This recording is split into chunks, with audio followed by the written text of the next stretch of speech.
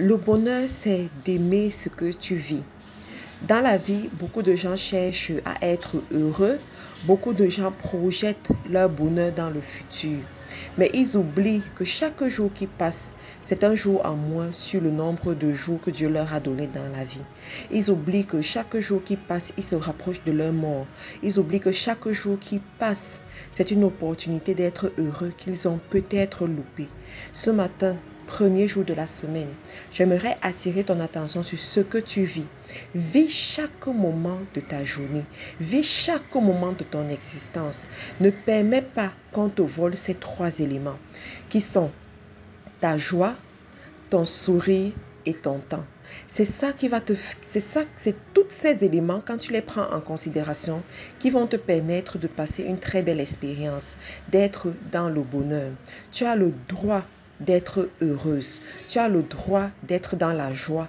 Tu as le droit de sourire. Tu as le droit de gérer ton temps comme il le faut. Alors cette semaine, fais très attention par rapport à ton temps et gère-le bien. Fais très attention par rapport à ton sourire. Fais l'effort de garder le sourire.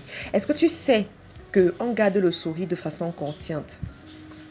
Oui, on le fait de façon consciente et après ça devient inconscient. Ne dis pas que je suis dans un pays qui ne me plaît pas. Je suis dans une ville qui ne me plaît pas. J'ai un boulot qui ne me plaît pas. Non, toutes ces choses-là, tu peux les transformer, tu peux les corriger, tu peux les changer si tu le veux. Mais pour un début, commence à garder ton sourire. À force de garder le sourire, tu verras que les choses sont en train de changer devant toi. Ta perception est en train de changer devant toi. Tu sais, tu ne dois jamais perdre une seconde de ta vie à faire ce qui ne te plaît pas, à faire ce dans quoi tu ne trouves pas le bonheur. Le bonheur, c'est d'aimer ce que tu vis. Il y a des gens qui n'ont jamais porté de l'or sur eux, mais qui sont plus heureux que ceux qui marchent même sur de l'or. Pourquoi? Parce qu'ils aiment leurs expériences, ils aiment ce qu'ils vivent. Dernièrement, j'étais dans un village et j'ai vu certaines grand-mères qui ont vécu dans ce village toute leur vie, qui n'ont jamais pris d'avion, qui n'ont jamais mangé du saucisson, qui n'ont jamais, en fait, peut-être même jamais vu de l'or. Mais quand j'ai vu le visage de ces femmes de plus de 80 ans, rayonnant de joie, elles étaient heureuses, elles parlaient de leurs expériences avec joie, elles parlaient de ce qu'elles ont vécu avec joie. En fait, tu sentais le bonheur en elles. Pourquoi? Parce qu'elles apprécient leur expérience, elles apprécient ce qu'elles vivent. J'aimerais te poser la question de savoir aujourd'hui, qu'est-ce que tu vis et que tu aimes? Qu'est-ce que tu vis et que tu aimes? Focus dessus. Je ne t'ai pas posé la question de savoir qu'est-ce que tu ne vis pas et que tu n'aimes pas. Ou bien qu'est-ce que tu vis et que tu n'aimes pas. Mais qu'est-ce que tu vis et que tu aimes? Commence à voir le bon côté des choses. Commence à voir, à valoriser ce que tu aimes. Certains parmi vous, vous avez des enfants extraordinaires. Vos enfants sont toujours en vie aujourd'hui. Mais vous n'appréciez pas cela. Ne savez-vous pas que c'est une grâce d'avoir des enfants et de les voir grandir? Dernièrement, j'ai vu ma mère réunit tous ses enfants auprès d'elle. Et lorsque je regardais le visage de ma mère, elle était tellement contente. Pas parce que ses enfants sont venus avec des cadeaux ou quoi que ce soit.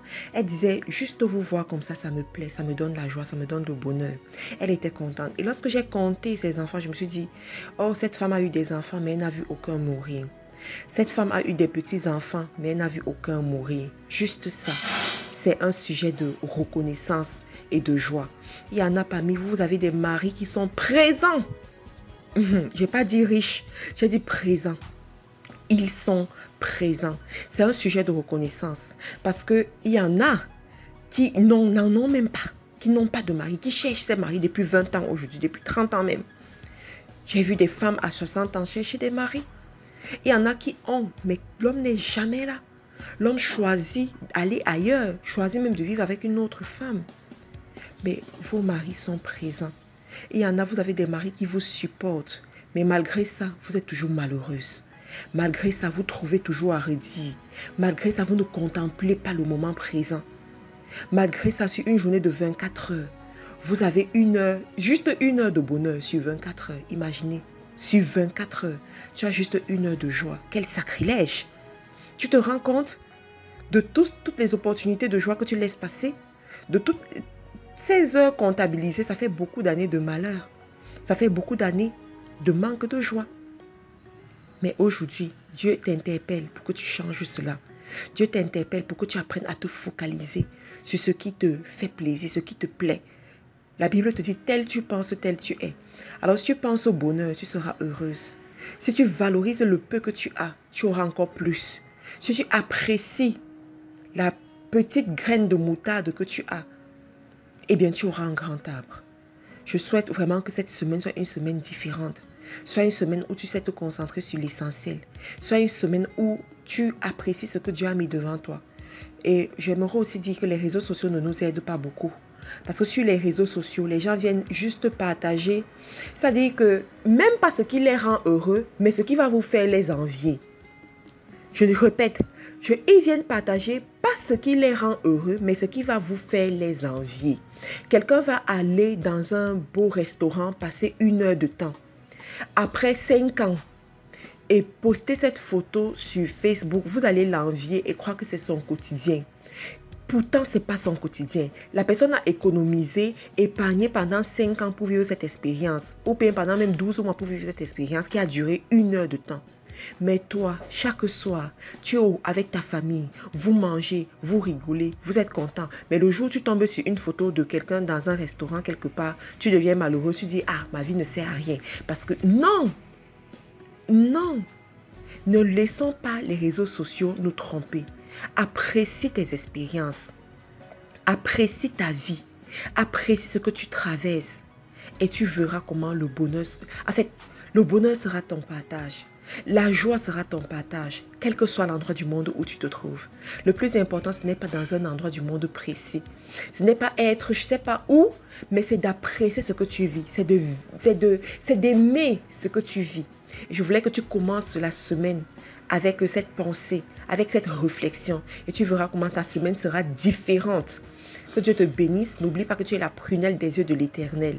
Juste cette phrase, ça doit t'amener à penser différent.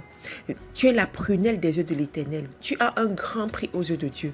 Dieu veut ton bonheur. Dieu veut que tu sois heureuse. Alors sois heureuse. Tu peux nous retrouver sur les réseaux sociaux en recherchant Faiseur d'Esprit International FDE sur Facebook, YouTube, Instagram.